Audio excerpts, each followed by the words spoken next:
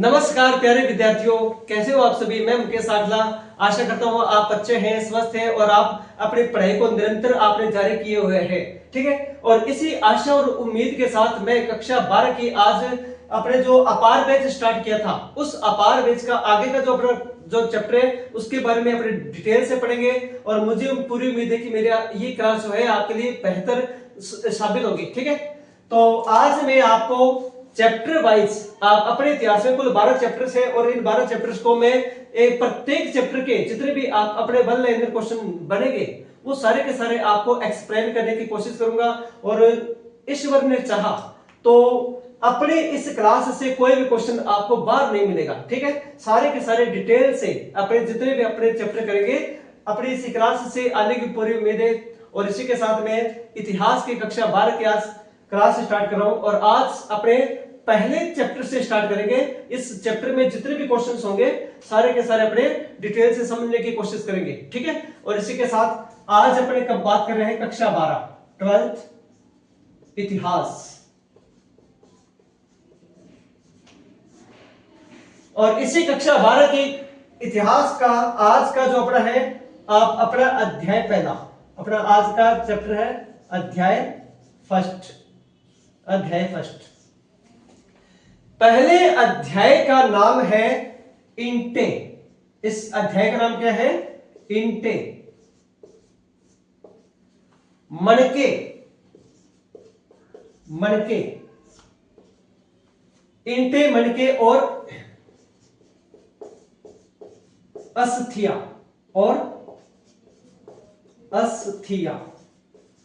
पहला चैप्टर और पहले चैप्टर का नाम है ईंटे, मणके तथा अस्थिया।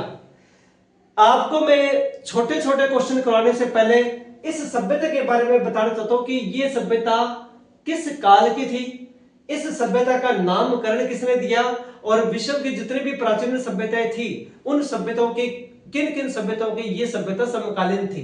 ठीक है, सबसे पहले अपने बात करते हैं जब विद्वानों ने किसी एक टीले की खुदाई की और टीले की खुदाई करके उन विद्वानों को वहां से कुछ ईंटें मिली या कुछ नहीं बहुत सारे बड़े लेवल पर ईंटें मिली।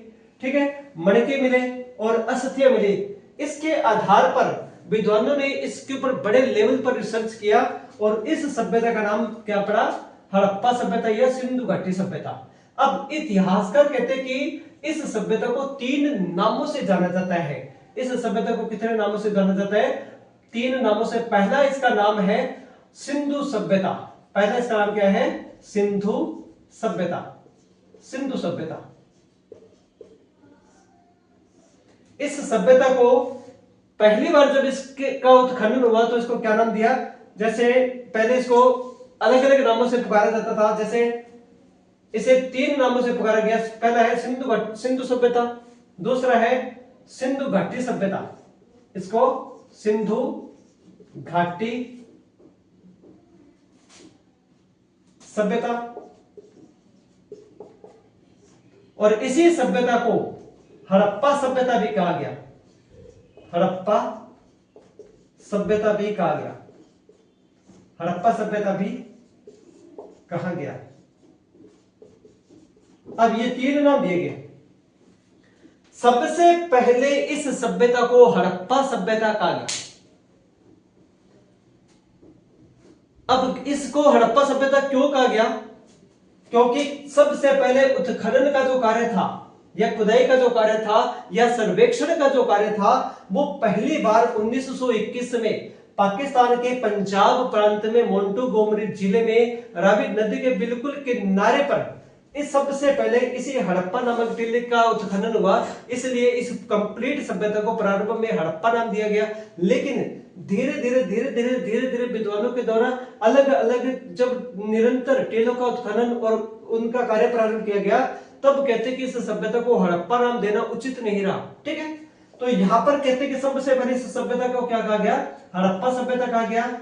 फिर प्रश्न आता है कि इसको हड़प्पा सभ्यता क्यों कहते हैं? क्यों इसे हड़प्पा इसलिए कहा जाता है क्योंकि सबसे पहले उत्खनन का कार्य इसी हड़प्पा नामक टीले पर हुआ, इसलिए इस कंप्लीट सभ्यता को हड़प्पा नाम दिया गया। लेकिन बाद में इसका नाम बदलकर इसको हड़प्पा की जगह क्या कहा गया? इसको सिंधु सभ्यता और सिंधु घाटी सभ्यता कहते हैं। ठीक है, यहां तक मैंने थोड़ा सा आपको इंट्रोडक्शन दिया। अब कहते हैं कि इस सभ्यता के बारे में सबसे पहले जानकारी 1826 में इस सभ्यता के बारे में सबसे पहले जानकारी, इस सभ्यता के बारे में सबसे पहले जानकारी 1826 में, कब की बात है? 1826 में इतिहासकार थे चार्ल्स मेसन। क्या नाम था? इतिहासकार चार्ल्स मेसन। इतिहासकार चार्ल्स मेसन ये विद्वान थे।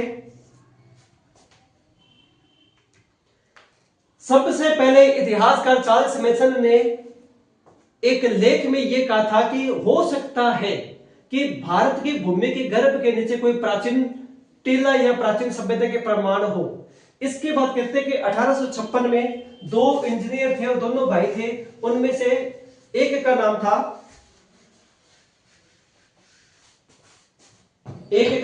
William Belton. क्या नाम था? William Belton. एक का नाम था विलियम बेल्टन और दूसरे का नाम था जॉन बेल्टन। दूसरे का नाम क्या था? John Belton. दो इंजीनियर थे। अब इनको ये क्या करते हैं कि अंग्रेजों के काल में भारत में इनने एक रेलवे थी, उस रेलवे लाइन का विस्तार कर रहे थे, यानी कि पटरियां जोड़ रहे थे, रेलवे लाइन बना रहे थे। और बढ़ाते बढ़ाते कहते हैं कि जब इनके द्वारा खुदाई का कार्य किया गया था तो खुदाई में इनको लाहौर से कराची तक, कहां तक? लाहौर से कराची तक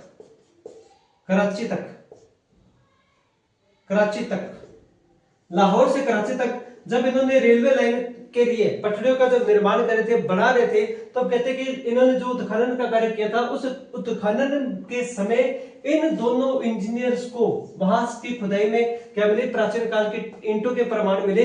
इसके आधार पर इन्होंने ये कहा था कि यहां पर हो सकता है कि कोई प्राचीन काल का टीला हो। इसके बाद 1853 से 56 के बीच, 1853 से लेकर 1856 के बीच, ठीक है, 1853 से 56 के बीच अलेक्जेंडर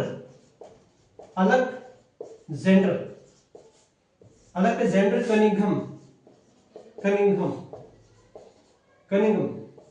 1853 से लेकर 1856 के बीच अलेक्जेंडर कनिंघम के द्वारा हड़प्पा टीले की 2 बार यात्रा की।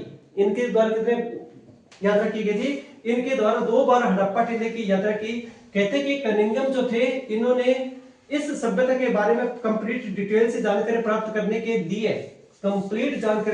लिए इन्होंने बार बार इस हड़प्पा टीले की यात्रा की और यात्रा के बाद इन्होंने कंप्लीट इसके ऊपर कार्य करने के लिए इन्होंने 1861 ईस्वी में एक विभाग की स्थापना की जो ये सिद्ध कर सकता था कि प्राचीन काल में जो टीले थे वो किस प्रकार के थे। तो 1861 में इन्होंने भारतीय पुरातत्व सर्वेक्षण विभाग की स्थापना की। इन्होंने 1861 में भारतीय पुरातत्व सर्वेक्षण विभाग की स्थापना की। इन्होंने इस विभाग की स्थापना 1861 में की और कहते हैं कि इसी विभाग के ये पहले डायरेक्टर जनरल बने। कौन बने थे? कनिंघम 1861 में इसी विभाग के पहले डायरेक्टर जनरल बने। ठीक है, यहां पर अब ये थोड़ा सा मैंने आपको इंट्रोडक्शन दिया। फिर कहते हैं कि सिंधु घाटी सभ्यता का कुल क्षेत्रफल, सिंधु घाटी सभ्यता का कुल क्षेत्रफल कितना है? इस सभ्यता का कुल क्षेत्रफल लगभग 13 लाख वर्ग किलोमीटर है। इस सभ्यता का कुल क्षेत्रफल की यदि अपने बात करें तो लगभग ये सभ्यता 13 लाख वर्ग किलोमीटर क्षेत्र में फैली हुई है। इस सभ्यता की आकृति पूछ रहे तो इस सभ्यता की आकृति है त्रिभुज के समान। ठीक है, ये सभ्यता कहते हैं कि भारत, पाकिस्तान और इसके साथ साथ अफगानिस्तान क्षेत्र में भी फैली हुई थी। ठीक है, इस सभ्यता के जो लोग थे वो किस प्रकार के लोग थे? इतिहासकार ये कहते हैं कि इस सभ्यता के जो जनक थे वो द्रविड़ जाति के लोग थे। इस सभ्यता के जनक किस जाति के थे? ये इस सभ्यता के जो जनक थे वो द्रविड़ जाति के लोग थे। ये किस सभ्यता के लोग थे? ये द्रविड़ जाति के लोग थे। ठीक है, इतिहासकारों के द्वारा या जब इस सभ्यता का उत्खनन कार्य करवाया गया था, तो कहते कि खुदाई में उनको किसी भी प्रकार के कोई भी हथियार नहीं मिले, और हथियार न मिलने के कारण अब विद्वान ये कहते हैं कि ये यहाँ के जो लोग थे वो बिल्कुल शांति प्रिय लोग थे, और ये लोग व्यापारी थे। ये लोग क्या थे? व्यापारी लोग थे। ये लोग किस प्रकार के थे? ये लोग व्यापारी लोग थे, और एक स्थान से दूसरे स्थान पर ये क्या करते थे? व्यापार करते थे। इन लोगों का व्यापार अंतरराज्यीय व्यापार भी था और अंतरराष्ट्रीय व्यापार भी था। ठीक है, व्यापारी थे, बड़े प्रधान समाज था। ठीक है, उसके बाद कहते हैं कि यहाँ का समाज किस प्रकार का था? तो यहाँ का समाज था मात्र सत्तात्मक। समाज कैसा था? यहाँ का समाज मात्र सत्तात्मक था, मात्र सत्तात्मक। ये मैंने थोड़ा सा इसका आपको परिचय बताया। अब अपने डायरेक्ट उन्हीं क्वेश्चंस पे आते हैं जो आपके लिए परीक्षा के लिए इंपॉर्टेंट है। तो इसी के साथ अपने आज का पहला प्रश्न स्टार्ट करते हैं। आज का पहला प्रश्न है, हड़प्पा सभ्यता की लिपि किस प्रकार की लिपि थी? हड़प्पा सभ्यता की लिपि किस प्रकार की लिपि थी? हड़प्पा सभ्यता की लिपि किस प्रकार की लिपि थी? किस प्रकार की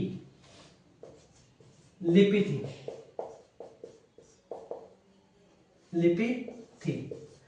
अब ये एक नंबर का आपके क्वेश्चन आ सकता है कि हड़प्पा सभ्यता या सिंधु घाटी सभ्यता की लिपि थी, ये किस प्रकार की लिपि थी? हमें पता होना चाहिए कि हड़प्पा सभ्यता की जो लिपि थी, यह लिपि भाव चित्रात्मक लिपि थी। हड़प्पा सभ्यता की लिपि किस प्रकार की लिपि थी?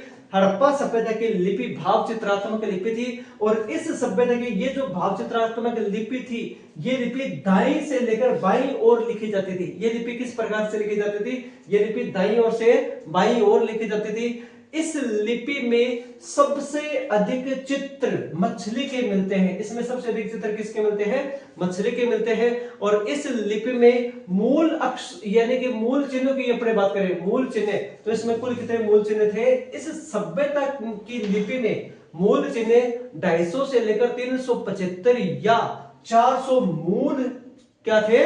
चिन्ह थे। ठीक है, अब फिर आपसे दोबारा रिपीट कर रहा हूं। अपने प्रश्न आ जाएगा कि हड़प्पा सभ्यता की लिपि के बारे में आप अपने विचार लिखो या हड़प्पा सभ्यता की लिपि की विशेषता लिखो। तो आप क्या लिखोगे कि यह सभ्यता, इस सभ्यता की जो लिपि थी ये भाव चित्रात्मक लिपि थी।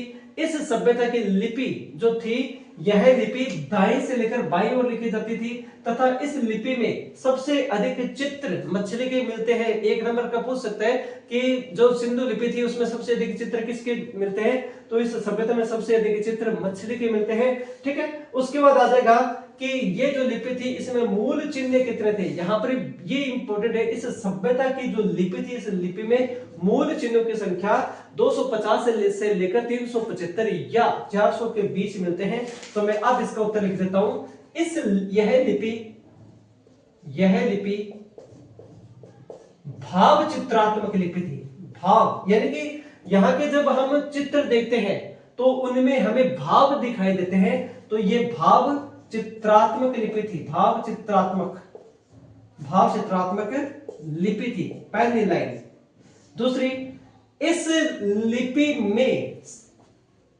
में सबसे अधिक चिन्ह, इस लिपि में सबसे अधिक चित्र, इस लिपि में सबसे अधिक चित्र जिसके मिलते हैं वो है मछली। इसमें सबसे अधिक चित्र किसके मिलते हैं? मछली के मिलते हैं। तीसरी लाइन, यह लिपि लिखी जाती थी, यानी कि एक क्वेश्चन में मैंने आपके अलग अलग 4 या 5 प्रकार के क्वेश्चन निकाल दिए। वो किसी भी प्रकार से क्वेश्चन पूछ सकते हैं। वो ये कह देगा कि हड़प्पा सभ्यता की लिपि किस प्रकार की लिपि थी? तो यह लिपि भाव चित्रात्मक लिपि थी। फिर वो कह देगा कि इस लिपि में सबसे अधिक चित्र किसके मिलते हैं? मछली के चित्र मिलते हैं। क्यों? क्योंकि जो लिपि की खुदाई की लिपि को पढ़ा गया था, तो इसमें सबसे अधिक चित्र किसके मिले? मछली के मिले। फिर तीसरा पॉइंट आता है कि यह लिपि दाईं से लेकर दाईं ओर से प्रारंभ होकर बाईं ओर तक लिखी जाती थी, बाईं ओर लिखी जाती थी, बाईं ओर लिखी जाती थी। यह लिपि दाईं से लेकर बाईं ओर लिखी जाती थी। क्लियर। उसके बाद आता है कि इस लिपि को सबसे पहले पढ़ने का प्रयास किस विद्वान के द्वारा किया गया था। आपके 12th में शायद नहीं होगा, यहां पर ये नया क्वेश्चन है कि इस लिपि को सबसे पहले पढ़ने का प्रयास किस विद्वान के द्वारा किया गया था। तो इस लिपि को सबसे पहले पढ़ने का प्रयास, इस लिपि को सबसे पहले पढ़ने का प्रयास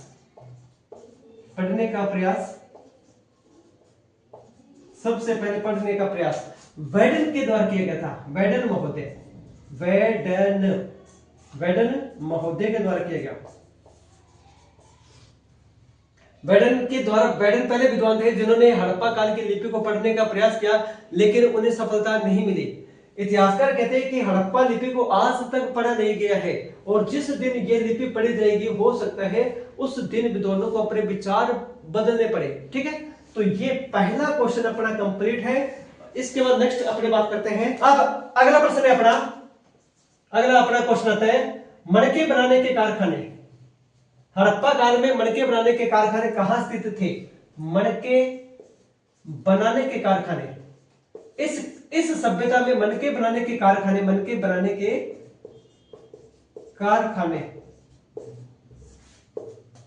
कहां से प्राप्त हुए हैं। सिंधु घाटी सभ्यता की खुदाई में मणके बनाने के कारखाने नंबर 1 पर था आपका चनहूदड़ो। कौन सा स्थान था।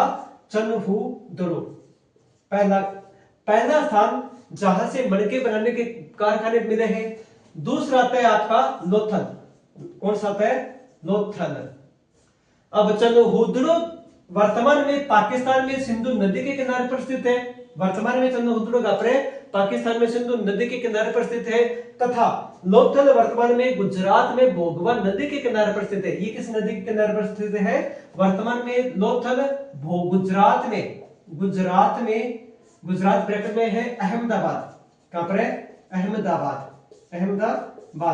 और अहमदाबाद में गुजरात में ब्रैकेट में क्या लिखा हमने अहमदाबाद। और यहां पर कहते हैं कि नदी, और उस नदी के किनारे पर लोथल के प्रमाण मिले हैं, और ये नदी है भोगवा नदी। कौन सी नदी है। भोगवा नदी के किनारे स्थित था। ठीक है, लोथल किस नदी के किनारे पर स्थित था।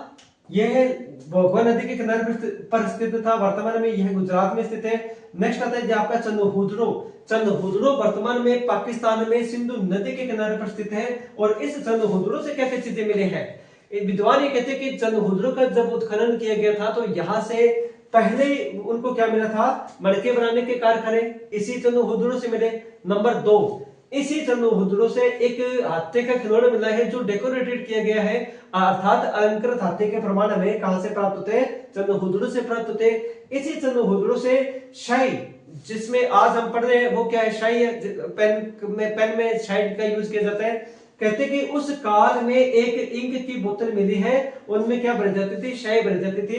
तो शाही की दवात के प्रमाण हमें चनहूदड़ो से प्राप्त होते हैं। इसके साथ साथ कहते हैं कि इसी चनहूदड़ो से वक्राकार ईंटों के प्रमाण मिले हैं। ठीक है, लेकिन यहां से कहीं भी दुर्ग के प्रमाण नहीं मिले। चनहूदड़ो से किसके प्रमाण नहीं मिले।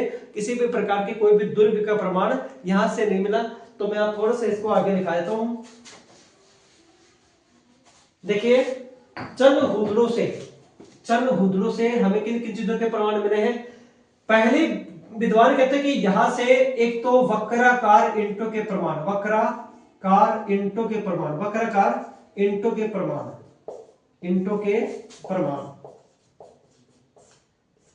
इस चनहूदड़ो से वक्राकार ईंटों के प्रमाण मिलते हैं। नंबर 2, इसी चनहूदड़ो से अलंकृत हाथी का खिलौना। अलंकृत हाथी का खिलौना। बच्चे के खेलने के लिए एक अलंकृत हाथी का निर्माण किया गया था, यह बनाया गया था। छोटी सी हाथी की एक मूर्ति है या एक खिलौना है। मूर्ति तो नहीं कह सकते, उसको खिलौना कह सकते हैं। खिलौना है और ये अलंकृत हाथी का खिलौना। अलंकृत हाथी का खिलौना। इसके साथ साथ इसी चंद्रहुदरों से मणके बनाने के कारखाने, मणके बनाने के कारखानों के प्रमाण मिले हैं। इसके साथ साथ कहते हैं कि चंद्रहुदरों से किसी भी प्रकार का कोई भी दुर्ग के प्रमाण नहीं मिले। यहां से किसी भी प्रकार के दुर्ग के प्रमाण नहीं मिले। यहां से किसी प्रकार के दुर्ग के प्रमाण नहीं मिले। दुर्ग के प्रमाण नहीं मिले। क्लियर? अब ये एक एक नंबर का क्वेश्चन है, लेकिन मैं थोड़ा सा इसको इसलिए डिटेल से लिखवा रहा हूं ताकि स्टूडेंट जो है वो कंफ्यूज ना हो। वो अगर थोड़ी सी अगर मान लीजिए उनका पेपर में मान लीजिए चंद्रहुदरों से या लोथल से या अन्य किसी स्थल पे टिप्पणी पूछ लेगा तो कैंडिडेट इसको आराम से कर सकते हैं। इसलिए थोड़ा सा मैं आपको एक्स्ट्रा बताने का प्रयास कर रहा हूं ताकि आप साथ साथ इन चीजों को याद करते जाइए और निरंतर अपने पढ़ाई को बेहतरीन तरीके से पढ़िए। क्लियर? क्वेश्चन है, सिंधु घाटी सभ्यता में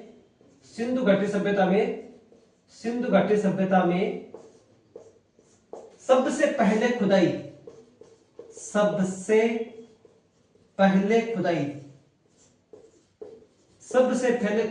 खुदाई किस हड़प्पा टीले से की गई थी या कहां पर की गई थी? सबसे पहले खुदाई किस स्थल पर की गई थी? किस स्थल पर की गई थी? सबसे पहले खुदाई किस स्थल पर की गई थी? अब इसमें अपने बात करते हैं, हड़प्पा सभ्यता में सबसे पहले उत्खनन का कार्य 1921 में भारतीय पुरातत्व सर्वेक्षण विभाग के जो विद्वान थे, अध्यक्ष थे जॉन मार्शल, और जॉन मार्शल के एक असिस्टेंट थे, नाम था दयाराम साहनी। अब दयाराम साहनी के द्वारा सबसे पहले 1921 में पाकिस्तान के पंजाब प्रांत में मोंटोगोमरी जिले में, पाकिस्तान के पंजाब प्रांत में मोंटोगोमरी जिले में, और मोंटोगोमरी जिले में रावी नदी के किनारे पर इस सबसे पहले खुदाई हड़प्पा में हुई। इसलिए इस पूरे सभ्यता को प्रारंभ में क्या कहा गया? हड़प्पा सभ्यता कहा गया। तो यहां पर अपना क्वेश्चन आता है कि सिंधु घाटी सभ्यता में सबसे पहले खुदाई किस स्थल पर की गई थी? तो वो स्थल कौन सा था? हड़प्पा था। और इस हड़प्पा की सबसे पहले खुदाई 1921 में भारतीय पुरातत्व सर्वेक्षण विभाग के अध्यक्ष, भारतीय पुरातत्व सर्वेक्षण विभाग के अध्यक्ष, भारतीय पुरातत्व सर्वेक्षण विभाग के अध्यक्ष जॉन मार्शल के असिस्टेंट दयाराम साहनी के द्वारा पाकिस्तान के पंजाब प्रांत में मोंटोगोमरी जिले में रावी नदी के किनारे पर पहली बार इस सभ्यता का उत्खनन किया गया था। इसलिए इस सभ्यता को प्रारंभ में क्या कहा गया? हड़प्पा सभ्यता कहा गया। तो दयाराम साहनी के द्वारा पाकिस्तान के पंजाब प्रांत में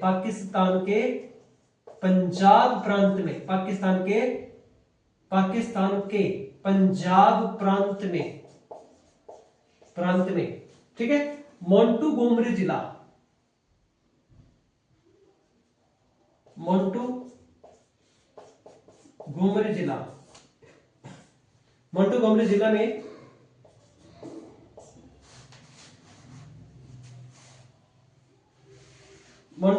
में रावी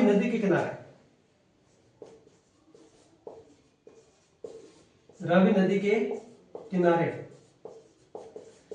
सबसे पहले उत्खनन वह हड़प्पा नामक स्थान पर हुआ था। इसलिए इस सभ्यता को क्या कहा गया? हड़प्पा सभ्यता कहा गया। रावी नदी के किनारे सबसे पहले उत्खनन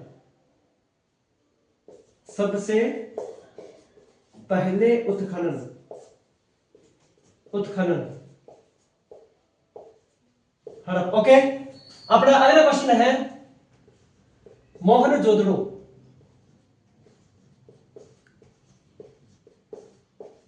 का उत्खनन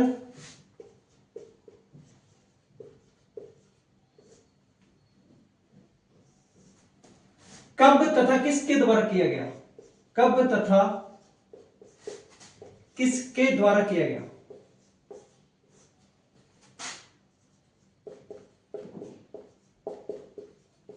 ये अपना नेक्स्ट क्वेश्चन। तो देखिए इस क्वेश्चन का उत्तर है मोहनजोदड़ो की खुदाई 1922 में। कब की बात है? 1922 में राखल दास बनर्जी के द्वारा की गई थी। राखल दास बनर्जी, राखल दास बनर्जी के द्वारा की गई थी। ठीक है। मोहनजोदड़ो का उत्खनन या सर्वेक्षण का जो कार्य था वो 1922 में राखल दास बनर्जी के द्वारा किया गया था।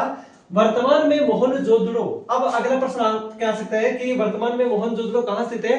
तो वर्तमान में मोहनजोदड़ो पाकिस्तान के सिंध प्रांत में लरकाना जिले में सिंधु नदी के किनारे पर स्थित एक बेहतरीन एक शहर है। ठीक है, क्लियर। नेक्स्ट क्वेश्चन पर बात करते हैं।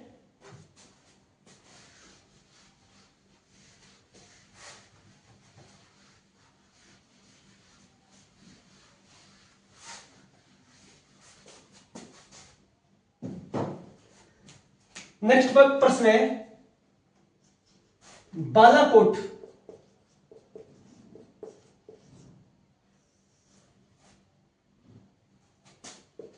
किन वस्तुओं के निर्माण के लिए प्रसिद्ध था? किन वस्तुओं के निर्माण के लिए प्रसिद्ध था?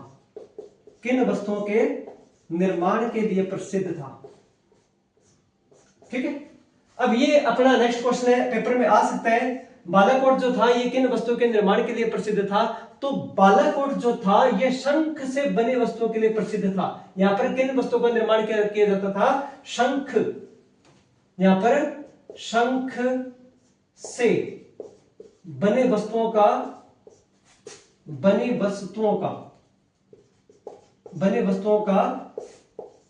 निर्माण किया जाता था। निर्माण किया जाता था। क्लियर है जी। अगर अपना क्वेश्चन है हड़प्पा सभ्यता के पतन के क्या क्या कारण थे? हड़प्पा सभ्यता का पतन किस आधार पर हुआ?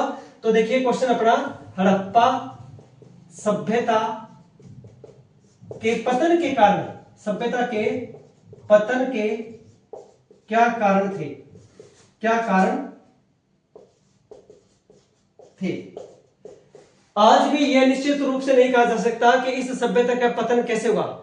अलग अलग विद्वान अपने अलग अलग आधार पर यह सिद्ध करने का प्रयत्न करते हैं कि इस सभ्यता का पतन जैसे पतन कैसे हुआ। ठीक है।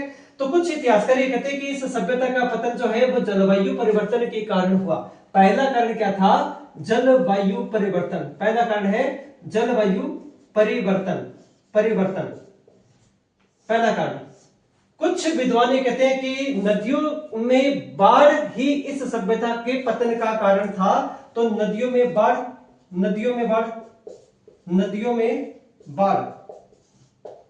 कुछ इतिहासकार कहते हैं कि नदियों में बाढ़ यानी कि सिंधु नदी में बाढ़ आ गई और बाढ़ के कारण से इस सभ्यता का पतन हुआ। कुछ इतिहासकार या कुछ विद्वान ये मानते हैं कि भूकंप के कारण इस सभ्यता का पतन हुआ। कुछ इतिहासकार ये कहते हैं कि आर्यों के आक्रमण,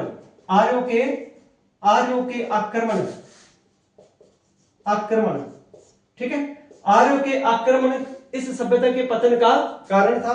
ठीक है। तो अलग अलग विद्वान अपने मत के आधार पर ये सिद्ध करने का प्रयत्न करते हैं कि इस सभ्यता का पतन कैसे हुआ। कुछ कहते हैं कि जलवायु में परिवर्तन हुआ और परिवर्तन के कारण इस सभ्यता का पतन हो गया। क्लियर। कुछ इतिहासकार कहते हैं कि नदियों में बाढ़ आई, सिंधु नदी में बाढ़ आई और इस बाढ़ के कारण इस सभ्यता का पतन हो गया। लेकिन इस मत को स्वीकार नहीं कर सकते। क्यों? क्योंकि सिंधु नदी पूरे क्षेत्र में प्रवाहित नहीं होती थी। यह सभ्यता लगभग 13 लाख वर्ग किलोमीटर क्षेत्र में फैली हुई थी। क्लियर। उसके बाद कहते हैं कि भूकंप में के कारण भी इस सभ्यता का पतन हुआ, कुछ इतिहासकार कहते हैं। लेकिन अधिकांश जो मत स्वीकार किया गया है वो है आर्यों का आक्रमण। आर्यों के आक्रमण के कारण ही यहाँ के जो लोग थे उन लोगों का पतन हुआ और पतन के बाद उन्होंने अपना मूल क्षेत्र छोड़कर दक्षिण की तरफ क्या किया? पलायन किया। तो ये इनका कारण हो सकता है इस कंप्लीट सभ्यता के पतन का। क्लियर।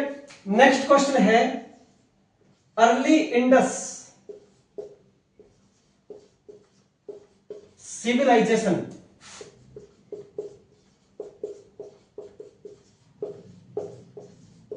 अर्ली इंडस सिविलाइजेशन नामक पुस्तक की रचना किसने की? अर्ली इंडस सिविलाइजेशन नामक पुस्तक की रचना किसने की? पुस्तक की रचना किसने की? रचना किसने की? शानदार किताब है और परीक्षा के अकॉर्डिंग ये किताब आ सकती है। अर्ली इंडस नामक एक किताब है और इस किताब की रचना मेके महोदय के द्वारा की गई थी। किसके द्वारा की गई थी? मेके महोदय के द्वारा। इस किताब की रचना किसने की थी? मेके महोदय ने इस किताब की रचना की थी। तो देखिए इसको कैसे याद करेंगे? जब भी हम अपने मेके जाते हैं, मान लीजिए लेडीज होती है, वो कहती है कि जब भी हम अपने मेके जाते हैं तो वहां पर हम अर्ली मॉर्निंग कभी भी नहीं उठते। जब भी हम अपने मेके जाते हैं तो हम वहां पर कभी भी अर्ली मॉर्निंग नहीं उठते। तो इसको याद कैसे करोगे? अर्ली इंडस सिविलाइजेशन नामक एक पुस्तक की रचना किस विद्वान के द्वारा की गई थी? तो उनका नाम क्या था? मेके महोदय था और उन्होंने ही इस पुस्तक की रचना की थी। क्लियर है? नेक्स्ट क्वेश्चन है अपना, हड़प्पा वासी किन देवताओं की पूजा करते थे? किन देवताओं की पूजा करते थे?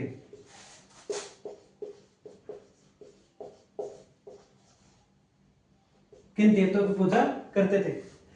ये लोग मातृ देवी और आद्य शिव की पूजा करते थे। ये किसकी पूजा करते थे? नंबर 1 पे आता है, ये लोग मातृ देवी की पूजा करते थे। मातृ देवी की पूजा करते थे। नंबर 2, ये पशुपति शिव की पूजा करते थे। ये किसकी पूजा करते थे? पशुपति शिव। और इनको आद्य शिव भी कहा गया है। आद्य शिव, इनको आद्य शिव भी कहा गया है। इनकी पूजा आराधना करते थे ये। तीसरा है, ये नाग देवता की पूजा करते थे, नाग पूजा। ठीक है। उस नेक्स्ट आता है, ये पीपल की पूजा करते थे, ये पीपल की पूजा करते थे। क्लियर? अपना अगला क्वेश्चन है, E.T. हिलर। E.T. हिलर भारतीय पुरातत्व सर्वेक्षण विभाग के अध्यक्ष कब बने? E.T. हिलर भारतीय पुरातत्व सर्वेक्षण विभाग, भारतीय पुरातत्व सर्वेक्षण विभाग के अध्यक्ष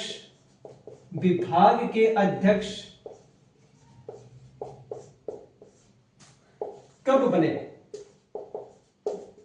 अब ये हिलर साहब जो है, ये भारतीय पुरातत्व सर्वेक्षण विभाग के अध्यक्ष कब बने थे? तो ये इनका उत्तर होगा 1944 में। 1900 इन्होंने देखिए, E.T. हिलर महोदय ने चौके पे चौका मारा। E.T. हिलर महोदय ने चौके पे चौका मारा। तो 1944 में ये भारतीय पुरातत्व सर्वेक्षण विभाग के अध्यक्ष बने। भारतीय पुरातत्व सर्वेक्षण विभाग के अध्यक्ष या डायरेक्टर जनरल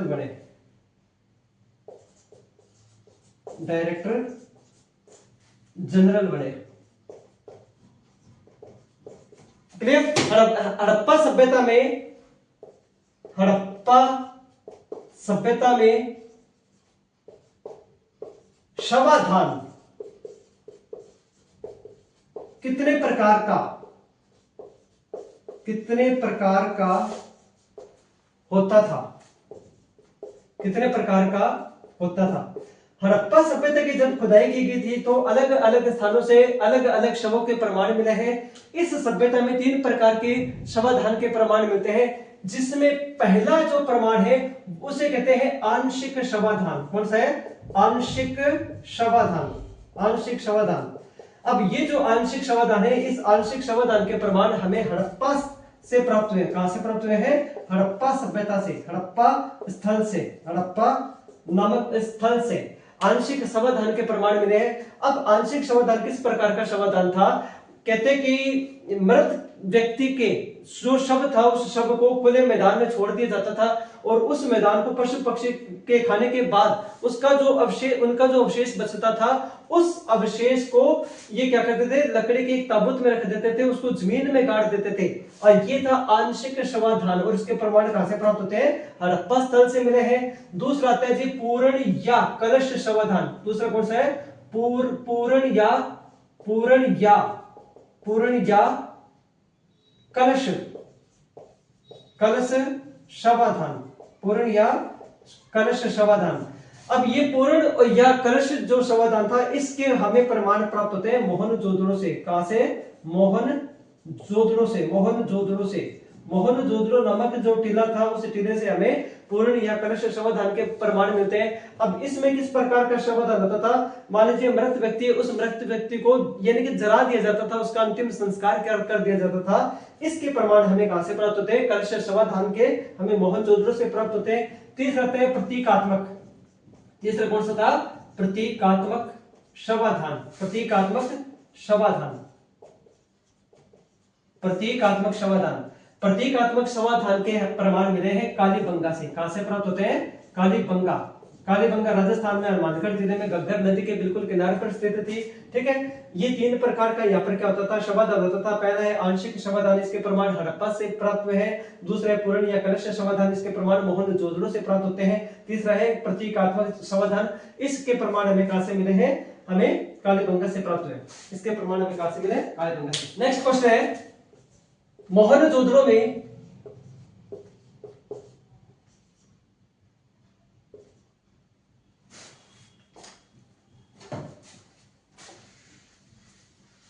नेक्स्ट प्रश्न है, हड़प्पा और मोहनजोदड़ो में, हड़प्पा व मोहनजोदड़ो में मोहनजोदड़ो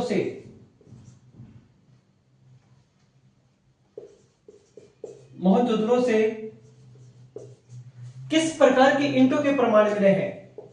किस प्रकार की ईंटों के प्रमाण मिले हैं? यहां से किस प्रकार की ईंटों के प्रमाण मिले हैं?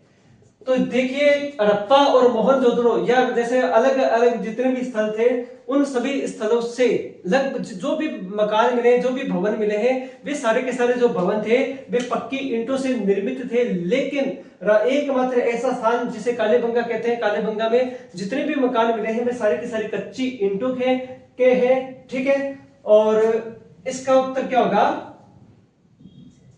कालीबंगा को छोड़कर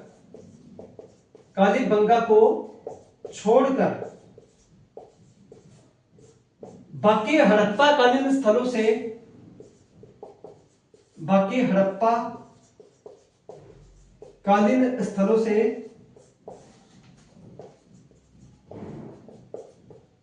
से भवनों के निर्माण में पक्की ईंटों का प्रयोग किया जाता था। पक्की ईंटों का प्रयोग किया जाता था। किसका प्रयोग किया जाता था? पक्की ईंटों का प्रयोग किया जाता था। क्लियर? नेक्स्ट क्वेश्चन है, पशुपति शिव की मोहर। पशुपति शिव की मोहर किस हड़प्पा टीले से प्राप्त हुई है? पशुपति शिव की मोहर किस हड़प्पा टीले से प्राप्त हुई है? किस हड़प्पा टीले से प्राप्त हुई है? पशुपति शिव की मोहर किस हड़प्पा टीले से प्राप्त हुई है? अब ये जो मोहर है भगवान शिव की, जिनको आदि शिव भी कहते हैं, इनकी मोहर मिली है मोहनजोदड़ो से। कहां से मिली है? मोहनजोदड़ो से। कहते हैं कि मोहनजोदड़ो में एक मोहर मिली है और उस मोहर में एक योगी की मूर्ति है, एक मुकुट पहन रखा है उन्होंने, उस मुकुट पर 3 सिंगे हैं और वो कहते हैं कि एक योग की मुद्रा में बैठे हुए हैं। क्लियर? और उनके आसपास 5 प्रकार के पशु हैं। ये पशुपति शिव की मोहर हमें कहां से प्राप्त होती है? मोहनजोदड़ो से प्राप्त होती है। तो इसका उत्तर क्या होगा? मोहनजोदड़ो। चलिए जी, अपना नेक्स्ट क्वेश्चन है, हड़प्पा सभ्यता की विशेषताएं। हड़प्पा सभ्यता की मूल विशेषताएं। हड़प्पा सभ्यता की मूल विशेषताएं क्या थी? अब अपने आज बात करेंगे हड़प्पा स्थल से किन किन चीजों की प्राप्ति हुई है, इस सभ्यता की मूल विशेषता क्या थी। तो देखिए, पहली विशेषता, हड़प्पा पाकिस्तान के पंजाब प्रांत में मोंटूगोमरी जिले में रावी नदी के किनारे स्थित है। पहली विशेषता यह पाकिस्तान के यह पाकिस्तान के पंजाब, यह पाकिस्तान के पंजाब प्रांत में मोंटूगोमरी जिला, मोंटूगोमरी जिला, मोंटूगोमरी जिला, मोंटूगोमरी जिला, जिसको वर्तमान में शाहीवाल जिला कहते हैं। इसको वर्तमान में क्या कहते हैं? शाहीवाल जिला कहते हैं। इसको वर्तमान में शाहीवाल जिला कहते हैं। पाकिस्तान के पंजाब प्रांत में मोंटूगोमरी जिला में रावी नदी के किनारे स्थित है। रावी नदी के किनारे स्थित है, नदी के किनारे स्थित है। क्लियर? दूसरी विशेषता, इस स्थल से R37 कब्रिस्तान के प्रमाण मिले हैं। इस टिल्ले से R37 कब्रिस्तान के प्रमाण मिले हैं। कब्रिस्तान के प्रमाण, कब्रिस्तान के प्रमाण मिले हैं। यहां से किन किन चीजों की प्राप्ति हुई है? R37 कब्रिस्तान के प्रमाण मिले हैं। नेक्स्ट आते हैं जी, यहां पर कर्मचारियों के आवास के प्रमाण मिलते हैं। यहां से कर्मचारियों के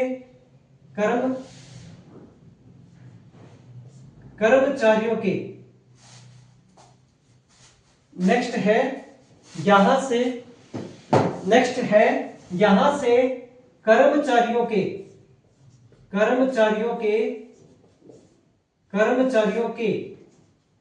आवास के प्रमाण मिले हैं। आवास के प्रमाण मिले हैं। आवास के प्रमाण मिले हैं। यहां से किन किन चीजों के प्रमाण मिले हैं? एक पहला है, यहां से R37 कब्रिस्तान के प्रमाण मिले हैं। यहां से कर्मचारियों के आवास के प्रमाण मिले हैं। कहते हैं कि इसी स्थान से गेहूं तथा जौ के दानों के प्रमाण मिले हैं। यहां से गेहूं व जौ के दानों के प्रमाण मिले हैं। दानों के प्रमाण मिले हैं। यहां से एक तो गेहूं के और दूसरा जौ के दानों के प्रमाण मिले हैं। तो ये जो स्थान था ये वर्तमान में कहां पर? पाकिस्तान में स्थित है। क्लियर? ठीक है जी। इस चैप्टर में मुझे जो इंपॉर्टेंट लगे मैंने आपको बताए। इसके साथ साथ आप कुछ और क्वेश्चन भी पढ़ सकते हैं। ठीक है? इसके बाद अगला अपना जो चैप्टर है उसके बारे में हम डिटेल से पढ़ेंगे। ठीक है? तब तक के लिए thank you, have a nice day. आप मेरे क्लास को सुनते रहिए। ठीक है? और अगर आपको मेरा वीडियो अच्छा लगे तो इसको लाइक, शेयर और सब्सक्राइब कीजिए। इसी के साथ ही मैं आपसे इजाजत लेता हूं। ठीक है? Okay, thank you.